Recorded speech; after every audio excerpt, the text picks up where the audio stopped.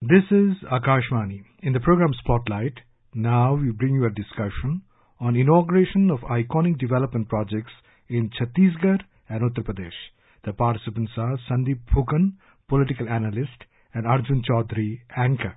Sandeep ji, let's begin by understanding the challenges and difficulties faced by the previous government concerning the development of infrastructure projects, usually the acquisition of land, getting regulatory clearances, and then, of course, the bit to be allotted to the party concerned was always a challenge for the administration. How is it that the last two terms of this government has managed to overcome it and ensure that infrastructure projects have started and completed as well, and there is a relaunch of other infrastructure projects?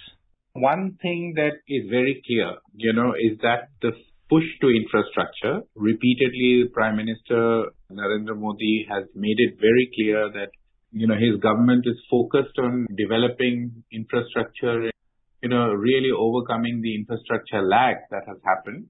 And what would have helped this case is that both in the state as well as at the center, you have the same party ruling, and that really gives a huge push as the government itself keeps saying that it's a double-engine sarkar. So, it really helps to iron out any creases that comes up during the process of getting a project passed or allocating finances or getting land clearances done. So these are issues. So it surely helps when you have parties there, as if you have the same party ruling both at the center and the state, it really becomes smooth. And of course, as I said, that largely it's because of a very sharp focus of the Modi government to give a push to the infrastructure projects across the country in all the states. And that is a key focus area of this government. For example, the Prime Minister has dedicated the Pandit Deendayal Upadhyay Junction Son Nagar railway line of dedicated freight corridor that's been built at a cost of 6,760 crores. That will give a huge push to movement of goods. So similarly, there are several other railway lines, electrification projects done at a cost of about 900 crores in Uttar Pradesh, from where the Prime Minister, incidentally, is also a member of the Lok Sabha. So clearly, these are very important projects. And today the Prime Minister has gone in person to inaugurate them and, dedicate these projects. Well, you mentioned about Varanasi, especially the road projects. Could you be more specific in terms of what's happening in Uttar Pradesh, which is not only creating infrastructure for movement of goods and services, but also ensuring that travel and tourism is boosted to these historical cities like Benares? Absolutely. As I said, that the Prime Minister is the Lok Sabha member from Benares. So this is obviously, that is one of the reasons why it will get a lot of importance. For example, today the Prime Minister dedicated the 4-lane widening of Varanasi-Jaunpur section of National Highway 56 that has been built at a cost of 2,750 crores. Earlier we saw the renovation of the Kashi Vishwanath temple. That is an iconic tourism spot that was completely redone in terms of the Kashi Vishwanath corridor, decongesting the area, and that has emerged as a huge boost to tourism in that area. So clearly, there has been a lot of focus in Varanasi among various projects that have been inaugurated and dedicated. The Prime Minister includes about renovation of 18 PWD roads there, an international girls' hostel that has come up in the Banaras Hindu University, Central Institute of Petrochemicals, Engineering and Technology, that's a vocational training center. Again, residential quarters for police in that area, the Public Armed Constabulary of UP Police, fire station, government residential schools. So a lot of focus, a lot of development work that was started. They have been inaugurated, a lot of development work that got completed. They have been dedicated. Biogas plant in the National Dairy Development Board, milk plant at Ramnagar. That is, the interesting thing about this is a cow dung waste to use biogas plant, a floating changing room jetty at the Dashame Ghat for devotees who go there to take a bath in River Ganga. So all these things have come up, and they have been dedicated by the Prime Minister himself in his own constituency.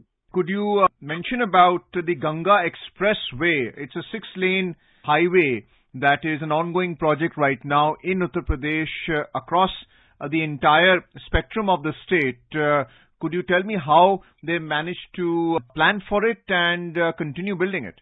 That nowadays government in Uttar Pradesh says that Uttar Pradesh is no longer, it's called the Express Pradesh. There are so many expressways that have come up connecting various parts of the state and across the state. So this is Ganga Expressway, of course, is an under construction project with a massive, the length of the expressway is about nearly 600 kilometers.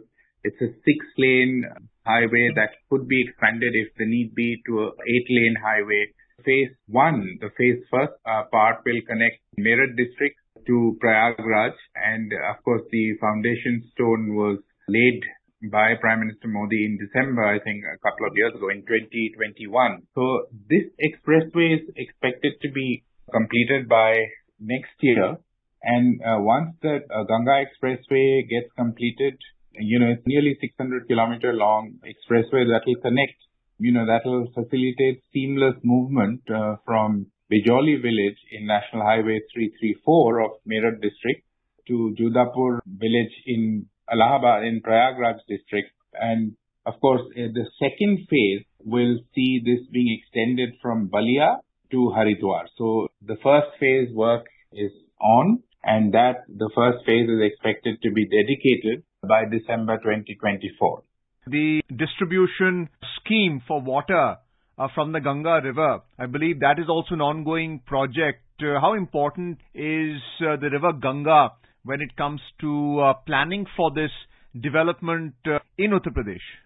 You will have to actually see this development project in terms of the overall focus around the Ganga. I mean, as we all know that the river Ganga is a lifeline and in this part of the country. So obviously, whether it's the drinking water project or whether it is connecting the places that is, as I said, the Ganga Expressway project, right from Meerut to Balia, these nearly 600 kilometer long expressway for seamless movement of people and goods.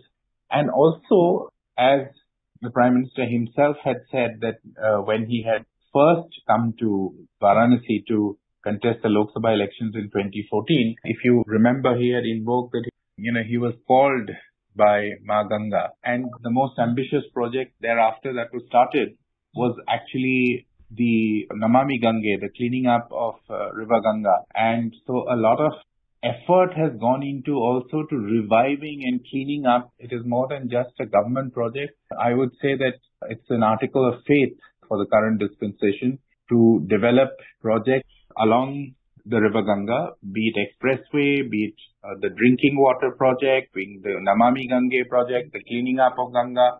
All of them, you'll have to see it holistically in terms of giving a push to development in this region and channelizing the strength of River Ganga. What about the development of airports? For instance, the Jewar International Airport, which is proximate to Delhi NCR. You mentioned about Benares or Varanasi, where again you have the airport, which is matching international standards. How are these projects actually coming about? These are very important projects. I'll first speak about the Jewar project because, see, Arjunji, it's like this, that earlier, before the Jewar project came up, there was a rule that said that within a certain distance, since the Delhi airport was privatized, within a certain distance, a second airport should not come up because that could create problems or that may disincentivize the private party that has taken over the Delhi airport. And that is why a rule was made that, a second airport should not come up within a certain distance, perhaps 100 or 140 kilometers. But the government did away with that rule, and rightly so, simply because that, there is only to a certain limit that an existing airport with existing facilities can handle. Even if you keep expanding, there is a limit to which an existing and a very busy airport like Delhi can handle. And also, there is a question of convenience to people because Delhi has spread out. I mean, when we talk of Delhi, frankly, Arjunji, we also talk about people living in as far as Faridabad, Greater Noida, Hindon, Ghaziabad.